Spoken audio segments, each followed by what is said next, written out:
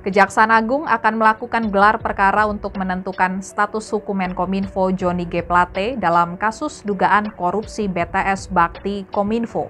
Gelar perkara akan dilakukan dalam waktu dekat setelah Johnny G. Plate selesai menjalani pemeriksaan selama 6 jam dan dicecar 26 pertanyaan pada pemeriksaan kedua yang dilaksanakan pada Rabu 15 Maret 2023 siang tadi.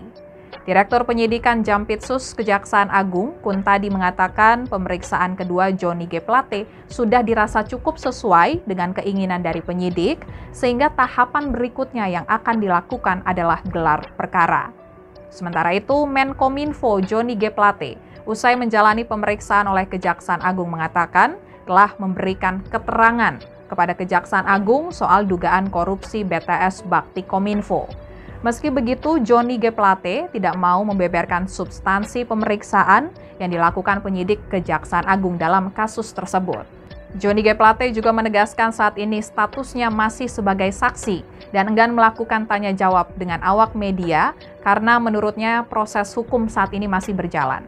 Lebih lanjut, Johnny G. Plate berharap proses hukum kasus ini bisa berakhir terang benderang. Sementara itu, dalam kasus korupsi BTS Bakti Kominfo, Kejaksaan Agung telah menetapkan 5 orang tersangka. Kelimanya adalah Direktur Utama Bakti Kominfo, Anang Ahmad Latif, kemudian Direktur Utama PT Mora Telematika Indonesia, Galubang Menak, lalu Tenaga Ahli Human Development Universitas Indonesia tahun 2020, Yohan Suryanto. Kemudian Account Director of Integrated Account Departemen PT Huawei Tech Investment Mukti Ali dan Komisaris PT Solitek Media Sinergi Irwan Hermawan. Sejatinya proyek pembangunan menara BTS 4G Bakti Kominfo dilakukan untuk memberikan pelayanan digital di daerah terdepan, terluar, dan tertinggal atau 3T. Dalam perencanaannya, Kominfo merencanakan membangun 4.200 menara BTS di berbagai wilayah di Indonesia. Akan tetapi, para tersangka terbukti melakukan perbuatan melawan hukum dengan merekayasa dan mengondisikan proses lelang proyek.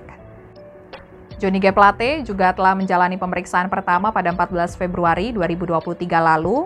Penyidik saat itu meminta keterangan Johnny G. Plate terkait dugaan korupsi dalam pengadaan BTS Bakti Kominfo, termasuk diantaranya soal dokumen-dokumen terkait proyek strategis nasional atau PSN tersebut, sebab dalam hal ini Johnny G. Plate berperan sebagai pengguna anggaran atau PA yang diduga mengetahui teken dokumen pencairan anggaran.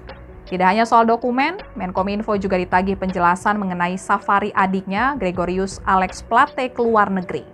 Sebab ada dugaan bahwa Gregorius bepergian ke luar negeri menggunakan fasilitas Bakti Kominfo, namun namanya tidak ditemukan dalam jabatan struktural Bakti maupun Kominfo.